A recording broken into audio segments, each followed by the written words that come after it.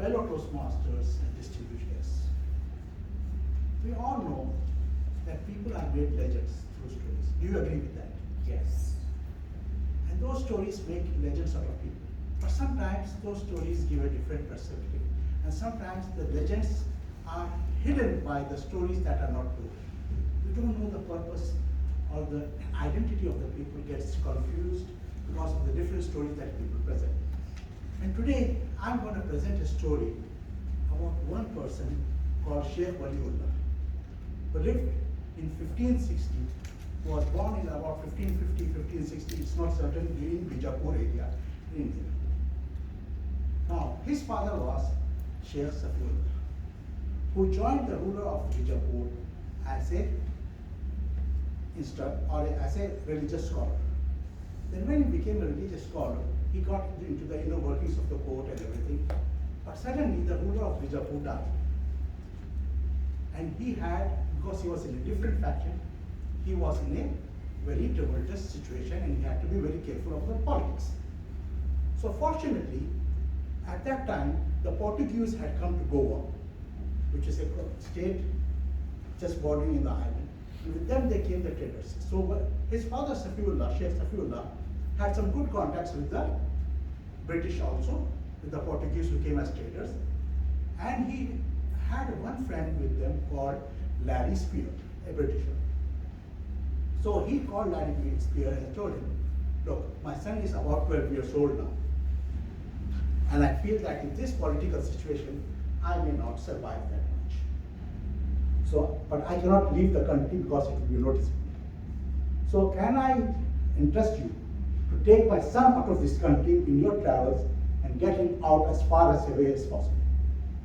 So Larry Spear said, very well, because Sheikh Safiullah had helped him with some money and some jewels to set up his capital. And he was very grateful to him.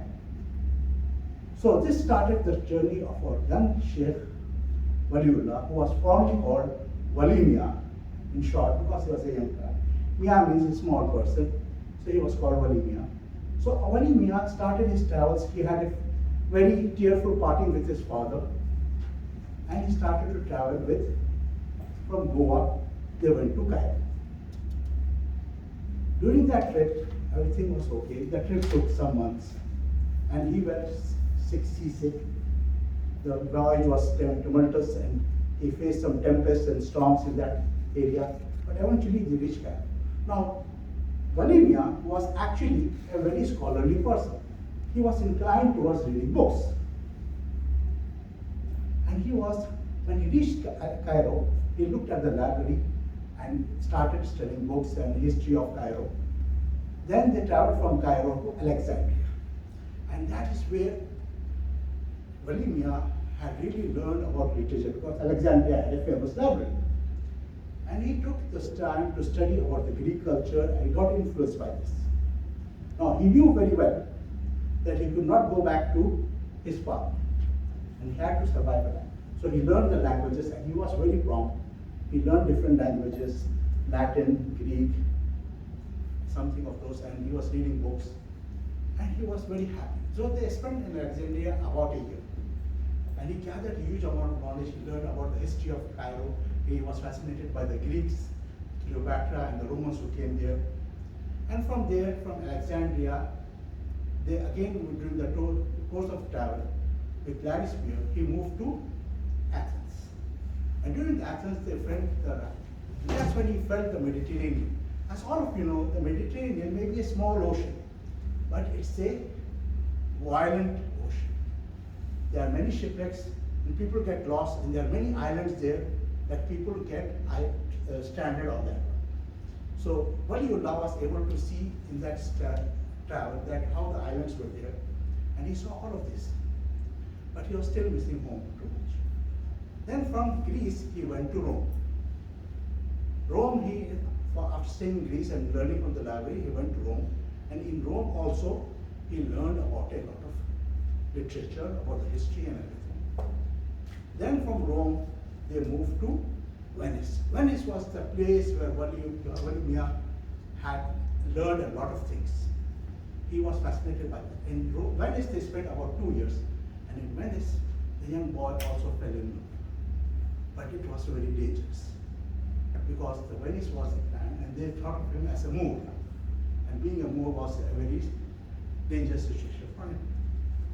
So Gladys Spear found this out and took him from Venice back to Denmark, Denmark to France, and France to Britain. Now when he came to Britain, Gladys Spear's own family was nearly dead. He had only one daughter alive who was married to somebody else and who herself was widowed.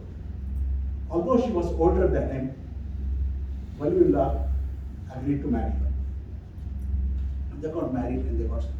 But because he was a foreigner and he had a problem with speaking, but he was able to write good English, good Greek and Latin. He was a very good polyglot, but Latin only. So he started to write stories. This came to the notice of Queen Elizabeth I. And she took control of him and said, I cannot make you an Englishman, you have to take a name, you have to become anglicized. And he became anglicized, and she said, you cannot hide your place. But fortunately, at that time in England, people used to wear a lot of powder on their faces. So he got hidden, he was able to pass by, but he was rarely seen on the stage. You did not know him, he still remains a mystery. But understand all of this stuff. Why I'm telling this story? People leave their town, struggle a lot, and we feel that we are let down by circumstances. But if we find one certain skill, like Waliullah found that certain skill of writing, he was able to make a mark for himself in the whole world.